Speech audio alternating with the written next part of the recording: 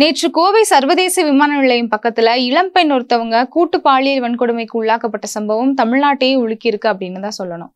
இந்த சம்பவத்துல உண்மையாகவே என்ன நடந்துச்சு, இப்ப வரைக்கும் அது குறித்து என்னென்ன நடவடிக்கைகள்லாம் எடுக்கப்பட்டிருக்கு அப்படிங்கறத பத்தி எல்லாம் பார்க்கலாம். கடந்த நவம்பர் 2ஆம் தேதி இரவு சர்வதேச விமான நிலையம் பக்கத்துல இளம்பெண்ணும் அவருடைய ஆண் நண்பரும் கார்ல உட்கார்ந்து பேசிக்கிட்டு இருந்திருக்காங்க. அப்போது குடிபோதையில வந்த 3 பேர் அந்த ஆண் நண்பரை அரிவாளால வெட்டி தாக்கி காரை உடைச்சு அந்த பெண்ணை தூக்கிட்டு போய் பாலியல் வன்கொடுமைக்கு உள்ளாக்கி இருக்காங்க. ஒரு 11 மணி இரவு 11 மணி போல மயக்கம் தெளிஞ்ச அந்த அவருடைய ஆண் நண்பர் போலீஸ்க்கு தகவல் கொடுத்திருக்காரு. அதன் பேர்ல போலீஸ் 11 மணிக்கு அந்த இடத்துக்கு வந்திருக்காங்க. இரவு முழுவதும் தேடுதல் வேட்டை நடத்தி அந்த பெண்ணை காலையில 4 மணிக்கு மீட்டிருக்காங்க. மீட்டு மருத்துவமனையில சிகிச்சைக்கு தனியார் மருத்துவமனைக்கு அழைச்சிட்டு போயிருக்காங்க. உயர் சிகிச்சைக்காக அரசு மருத்துவமனையில இப்ப அனுமதிச்சு அவங்களுக்கு சிகிச்சையும் நடந்துகிட்டு இருக்கு. இது குறித்து காவல் ஆணையாளர் சரவண சுந்தர் என்ன சொல்லியிருக்காரு அப்படின்னா, இந்த சம்பவம் நடந்தது 10:30 மணிக்கு நடந்திருக்கு. 11 மணிக்கு தான் அவர் மயக்கம் தெளிஞ்சு எங்களுக்கு கூப்பிட்டாரு. நாங்க போய் தேடி பார்த்தோம். அந்த இடம் ரொம்பவே இருட்டான இடமா இருந்ததுனால எங்களால உடனடியா கண்டுபிடிக்க முடியல. ஆனா முடிந்த அளவுக்கு தேடி பார்த்ததுல காலையில 4 மணிக்கு தான் அந்த பெண்ணை எங்களால கண்டுபிடிக்க முடிஞ்சிச்சு அப்படின்னு சொல்லியிருக்காரு. அதற்கு பிறகு 7 தனிப்படைகள் அமைத்து அந்த 3 பேரையும் தேடுதல் வேட்டையில ஈடுபட்டிருக்காங்க. தேடுறதுல கிட்டத்தட்ட எல்லா சிசிடிவி கேமராக்களையும் ஆய்வு பண்ணி பார்த்திருக்காங்க. இதுக்கு முன்னாடி எந்த குற்றவாளிகள் எல்லாம் இந்த கோயம்புத்தூர்ல இருக்காங்க, யாரெல்லாம் இந்த மாதிரியான கேஸ்ல வந்து சம்பந்தப்பட்டிருக்காங்க அப்படின்னு எல்லாவற்றையும் தேடி பார்த்ததுல சதீஷ், தவசி, குணா அப்படிங்கிற இந்த 3 பேர் தான் இந்த குற்ற சம்பவத்துல ஈடுபட்டிருக்காங்க அப்படிங்கிறத சிசிடிவி கேமரா மூலியமா அவங்க கண்டுபிடிச்சிருக்காங்க. இந்த 3 பேர்ல 2 பேர் சிவகங்கை மாவட்டத்தை சேர்ந்தவங்களும் ஒருத்தர் வந்து மதுரையை சேர்ந்தவர் அப்படிங்கிறத கண்டுபிடிச்சிருக்காங்க. இவங்க மேல ஏற்கனவே திருட்டு வழக்குகள், கொலை வழக்கு ஒண்ணு இருந்திருக்கு. இந்த மாதிரியான வழக்குகள்ல இவங்க சம்பந்தப்பட்டு பெயில்ல தான் இப்ப வெளியில இருக்காங்க அப்படிங்கிறதையும் காவல்துறையினர் வந்து கண்டுபிடிச்சு சொல்லியிருக்காங்க. அவங்க மேல கூட்டு பாலியல் வன்கொடுமை உட்பட பல வழக்குகளின் கீழே வழக்கு பதிவு செஞ்சு இப்ப அவங்கள வந்து அரெஸ்ட் பண்ணியிருக்காங்க. அவங்கள கைது பண்ணும்போது போலீஸையும் அவங்க அருவாளால வெட்டுறதுக்கு முயற்சி பண்ணி வெட்டியிருக்காங்க. அப்படி இருக்கும்போது அவங்களுடைய கால்கள்ல சுட்டுதான் அவங்கள பிடிச்சிருக்காங்க. தவமணி அப்புறம் குணா இவங்க 2 பேருக்குமே கால்கள்ல 2 கால்கள்லயும் சுட்டு பிடிச்சிருக்காங்க. அதுக்கடுத்து தவசின்றவருக்கு வந்து ஒரு கால்ல மட்டும் சுட்டு அவரை பிடிச்சிருக்கிறதாகவும் காவல் ஆணையாளர் வந்து சொல்லியிருந்தாரு. இது கூடவே அவர் இன்னொரு விஷயம் சொன்னது என்ன அப்படின்னா, செய்தியாளர்கள் அவர்கிட்ட கேள்வி கேட்கிறாங்க. அந்த 2 பேரும் அந்த நேரத்துல அங்க என்ன பண்ணிட்டு இருந்தாங்க அப்படின்னு கேட்டதுக்கு அது அவங்களுடைய தனிப்பட்ட விருப்பம், அவங்க மேல எந்த தவறுமே இதுல கிடையாது அப்படின்னு அவர் அந்த பிரஸ் மீட்லயே சொல்லியிருப்பாரு. நான் எதற்காக இப்ப இந்த விஷயத்த சொல்றேன் அப்படின்னா, இந்த சம்பவம் வெளியில வந்ததற்கு பிறகு அந்த குற்றம் செய்த குற்றவாளிகள் மீது எந்த அளவுக்கு பொதுமக்களுக்கும் இந்த சமூகத்துக்கும் கோபம் வந்துச்சோ அதே கோபம் அந்த பாதிக்கப்பட்ட பெண் மீதும் வந்துச்சு அப்படிங்கிறது நிஜமாவே கவலை அளிக்கக்கூடிய விஷயம்தான். இந்த மாதிரியான செய்திகள் வெளியாகும் போது, பெண்களுக்கு எதிரான வன்முறைகள் நடக்கும்போது, பெண்களுக்கு எதிரான வன்கொடுமைகள் நடக்கும்போது, பெண்கள் வந்து பாதிக்கப்படும் போது முதல்ல எழுப்பப்படக்கூடிய கேள்வி அப்படிங்கிறது இந்த நேரத்துல எதற்காக அங்கே போனாங்க அப்படின்னு. இதை தாண்டி வந்து அதற்கு பிறகுதான் வந்து அந்த பொண்ணு உண்மையாவே அங்க எதுக்கு போனாங்க, ஏன் போனாங்க அப்படிங்கிற கேள்வி எல்லாம் வரும்.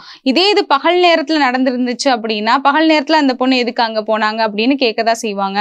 அந்த பொண்ணு என்ன உடை போட்டிருந்தாங்க அப்படிங்கறது கேட்டிருப்பாங்க. இப்ப இது இரவுல நடந்ததுனால இந்த நேரத்துல எதற்காக அங்க போனாங்க அப்படின்னு கேக்குறாங்க. இந்த கேள்வியே முதல்ல அர்த்தமற்ற ஒரு கேள்வி அப்படின்னு தான் நம்ம சொல்லணும். இங்க இருக்கக்கூடிய இந்த சட்ட ஒழுங்கு, காவலர்களினுடைய வேலை, இது எல்லாத்துலயும் நடந்த அந்த குறைபாடை மறைக்கிறதுக்காக கேட்கப்படக்கூடிய கேள்விதான் விக்டிம் பிளேமிங்னு சொல்லப்படக்கூடிய பாதிக்கப்பட்டவர்களையே குற்றம் சாட்டுறது அப்படிங்கிறது. அந்த இடம் அப்படிங்கிறது சர்வதேச விமான நிலையத்துக்கு பக்கத்துல இருக்கக்கூடிய இடம். அப்ப எந்த அளவுக்கு அந்த இடம் வந்து ஒரு பாதுகாப்பான இடமா இருந்திருக்கணும். காவல் ஆணையாளரே வந்து பிரஸ் மீட்ல சொல்றாரு, அந்த இடம் ரொம்பவே இருட்டான இடம், கருங்கும்னு இருக்கக்கூடிய இடம் அப்படின்னு சொல்லியிருக்காங்க. அந்த மாதிரி ஒரு இடத்த அப்ப அந்த காவலர்கள் வந்து அந்த பகுதியில் இருக்கக்கூடிய காவலர்கள் எந்த அளவுக்கு அதை வந்து பாதுகாப்பா அந்த இடத்துக்கு போயிருந்திருக்கணும், ரோந்து பணிகள்ல ஈடுபட்டு இருந்திருக்கணும். ஆனா ஈடுபடல. அப்ப அந்த இடத்துல மக்கள் போறாங்க அப்படின்னா முன்னாடியே மக்களுக்கு எச்சரிக்கை விடுத்திருக்கணும். இந்த இடம் ரொம்பவே இருட்டான ஒரு இடமா இருக்கு, பாதுகாப்பு இல்லாத இடமா இருக்கு, மக்கள் அந்த பக்கம் போகாதீங்க அப்படின்னு எச்சரிக்கை விடுத்திருந்திருக்கணும். கிட்டத்தட்ட நீண்ட ஆண்டு காலமா அந்த இடத்த வந்து மக்கள் பாதையாகவே பயன்படுத்திக்கிட்டு தான் இருக்காங்க. சொல்ல போனா அது ஒரு பாதை. பகல் நேரத்துல அந்த இடத்துல நிறைய பேர் வந்து இந்த SHS காலனி அதற்கு பின்னாடி இருக்கக்கூடிய பகுதிகளுக்கெல்லாம் போறதுக்காக பயன்படுத்தக்கூடிய ஒரு ஷார்ட் ரூட் தான் அந்த சம்பவம் நடந்த பகுதி அப்படிங்கிறது. அப்போ ஒரு பாதையா இருக்கக்கூடிய ஒரு இடத்துக்கு 2 நபர்கள் போகக்கூடாதுன்னு சொல்றதுக்கு நமக்கு என்ன உரிமை இருக்கு அப்படிங்கிறத முதல்ல நம்ம தெரிஞ்சுக்கணும். இன்னைக்கு அந்த பொண்ணும் அந்த பையனும் அங்க போறத நாளைக்கு ஒரு குழந்தையும் அவங்களுடைய அம்மாவும் போகலாம். ஒரு கணவர் தன்னோட மனைவியை கூட்டிட்டு போகலாம். ஒரு தந்தை தன்னோட மகளை கூட்டிட்டு வீட்டுக்கு போறதுக்காக போகலாம். அப்ப அந்த இடத்துல பாதுகாப்பு கொடுக்க வேண்டியது இந்த அரசாங்கத்தினுடைய வேலையும் இந்த காவல்துறையினுடைய வேலையும் தான். இது மட்டும் இல்லாம அந்த இடத்துல அந்த காடு மாதிரி இருக்கக்கூடிய அந்த பகுதிகளில் நடுவில் ஒரு குடோன் அமைச்சு கடந்த ஆட்சி காலத்துல மதுபான கடை ஒன்று நடத்திக்கிட்டு இருந்தாங்க. அதுக்கப்புறம் ஆட்சி மாற்றம் வந்ததற்கு பிறகு அந்த மதுபான கடையை மூடினாங்க, அந்த கட்டடத்தையும் இடிச்சாங்க.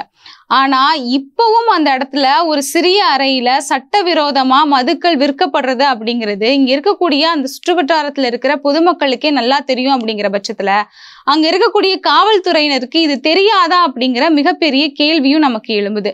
இந்த குற்ற சம்பவத்துல ஈடுபட்டவங்க கூட அங்க இருக்கக்கூடிய அந்த சட்டவிரோதமா மது விற்கக்கூடிய இடத்துக்கு மது வாங்க தான் வந்தாங்க அப்படிங்கிறதையும் நம்மளால காவல்துறையினுடைய அந்த அறிக்கைகளின் மூலியமா தெரிஞ்சுக்கவும் முடியுது.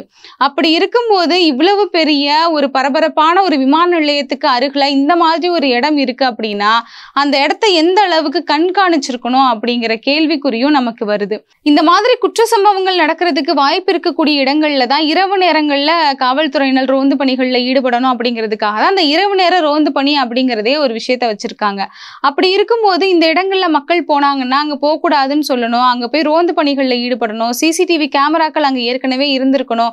இது எல்லாவற்றையுமே செய்ய தவறிட்டு பொதுமக்களை பாதுகாக்க தவறிட்டு அந்த தவறையெல்லாம் மறைக்கிறதுக்காக இந்த நேரத்துல அந்த பெண் எதற்காக அங்கே போனா அப்படின்னு இந்த சமூகம் கேள்வி கேட்கறது அப்படிங்கிறது எங்க கொண்டு போய் விடும் அப்படின்னா இந்த சமுதாயம் இப்படியே தான் இருக்கும், இங்க இருக்கக்கூடிய ஆண்கள் இப்படிதான் இருப்பாங்க, ஆண்கள்னாலே தவறு செய்யதான் செய்வாங்க, பெண்கள் தான் வீட்டை விட்டு வெளியில வந்தா உங்களுக்கு இது நடக்குதா, அப்ப நீங்க வீட்டை விட்டு வெளியிலேயே வராதீங்க, பஸ்ல போனா உங்களுக்கு இந்த மாதிரி வன்கொடுமைகள் நடக்குதா அப்ப நீங்க பஸ்ல போகாதீங்க, வேலைக்கு போனா நடக்குது அப்ப நீங்க வேலைக்கு போகாதீங்க, பெண்கள் இரவு நேரத்துல வெளியில போகாதீங்க, 6 மணிக்கு மேல பெண்கள் வீட்டை விட்டு வெளியிலேயே போகக்கூடாது அப்படிங்கிற மாதிரியான ஒரு இடத்துக்கு தான் கொண்டு போய் விடுது.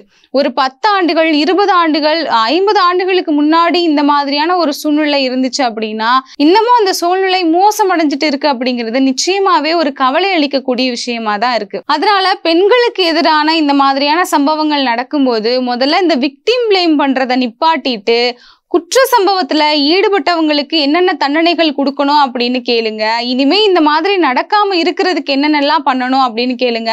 இந்த சமூகம் இன்னும் எவ்வளவு முன்னேறி போகணும், சிந்தனையால எவ்வளவு முற்போக்காகணும், முன்னேறி போகணும் அப்படிங்கறதான் பார்க்கணுமே தவிர இன்னமும் பாதிக்கப்பட்டவங்களையே குற்றம் சொல்றது அப்படிங்கிறது எந்த காலத்திலயுமே இந்த சமூக முன்னேற்றத்துக்கு அது உதவவே உதவாது.